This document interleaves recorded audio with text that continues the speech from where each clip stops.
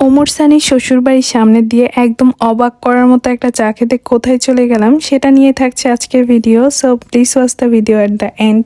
Hello everyone, I hope সবাই ভালো আছেন। আলহামদুলিল্লাহ আমিও ভালো আছি। একদম রেডি হয়ে আজকে একটু ঘুরতে বেরিয়ে গেলাম। একটানা ঘরে থাকতে একঘেয়েমি লাগে, তাই মাঝে মাঝে ট্রাই করি একটু ঘোরাফেরা করার। আর এই কৃষ্ণচূড়া রাস্তাটা কোথায় বলেন তো দেখি? মানিকগঞ্জবাসীরা তো ঠিকই পারবে। এটা হচ্ছে নয়াকান্দি রাস্তায় যাওয়ার সময় একদম পাশেই পড়ে। অনেক সুন্দর একটা গাছ আর অনেক বড়। তো মিতুরা বাজার থেকে একটু এগিয়ে যেয়ে সামনেই এই ব্রিজটা পড়ে। যারা কিনা এই জায়গায় থাকেন তারা আসলে প্লেসটার নাম জানেন, আমি জানি না, তাই আপনাদের সাথে শেয়ার করতে পারছি না। আজকে প্রায় 2-3 বছর পর আবাকে চা খাওয়ার জন্য যাচ্ছি। তবে হাজব্যান্ড আমাকে নতুন একটা চায়ের টেস্ট দেওয়ার জন্য এই জায়গাটায় নিয়ে যাচ্ছে।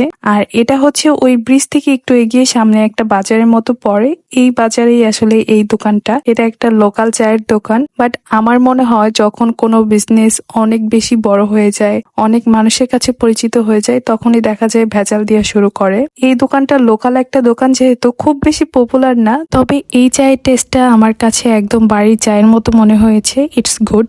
এরপর আবারও বেরিয়েছি অবাকে চা খাওয়ার উদ্দেশ্যে। তবে রাস্তায় যাওয়ার পথে আরঙ্গবাজ মেলা হচ্ছিল, সেখানেই নামি। মিস্টার হাসবেন্ড বলছিল এই জায়গাটা নাকি একটা চুরির দোকান আছে, যে দোকান ভর্তি শুধু চুরি আর চুরি, সেই জন্যই এই জায়গাটায় নামা আরঙ্গবাজ মেলায়। তবে শেষমেশ চুরির দোকান না পেয়ে পুরো মেলা ঘুরে আমি একটা পুতুল নিয়েছিলাম নোরামনির জন্য। বরাবরই আমার ঘোরাঘুরি করতে ভালো লাগে, হোক না সেটা মেলা কিংবা অন্য কোথাও। তবে এখন আর মেলার জিনিস কেন জানি কিনতে ভালো লাগে না। যাই হোক, মেলা থেকে ঘুরে আমরা সোজা চলে যাই একদম অবাকের চা খাওয়ার জন্য। বেশ অনেকদিন পর আসলাম অবাকের চা খাওয়ার জন্য। বাই দ্য ওয়ে, আমার আজকের ভিডিওটি কারা কারা মানিকগঞ্জ জেলা থেকে দেখছেন অথবা কে কোথা থেকে দেখছেন অবশ্যই কমেন্ট করে জানাবেন। অবাকের মালাই চা খাওয়ার জন্য আমাদের দেশের বিভিন্ন স্থান থেকে এখানে মানুষ আসে। আর সপ্তাহে 7 দিনই প্রচুর পরিমাণে ভিড় থাকে। চেষ্টা করবেন শুক্রবারটা একদম স্কিপ করে আসার, কারণ শুক্রবারে একটু রাশ বেশি থাকে। আমি চিকেন চাপ অর্ডার করেছিলাম, সেই সাথে নান রুটি, আর সাথে কিন্তু ইনক্লুডেড ছিল, মানে ফ্রি ছিল সালাদ চাটনি।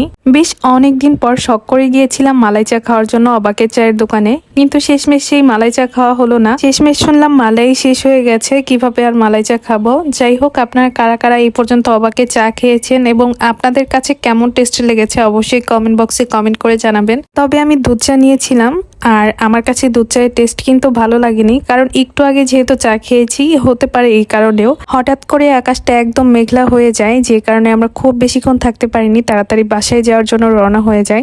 তবে যাওয়ার সময় ওমর সানির শ্বশুরবাড়ির সামনে দিয়ে যাচ্ছিলাম। যদিও ওমর সানির শ্বশুরবাড়ি এই রেস্টুরেন্টে আমার আগে কখনোই যাওয়া হয়নি, তবে আপনাদের ভালো রেসপন্স পেলে অবশ্যই নেক্সট টাইম আমি যাব এবং আপনাদের সাথে রিভিউ শেয়ার করব। আজকের মতো এখানে বিদায় নিচ্ছি, দেখা হবে আবারও নেক্সট কোনো ব্লগে। সে পর্যন্ত সবাই ভালো থাকবেন, সুস্থ থাকবেন। আল্লাহ হাফেজ।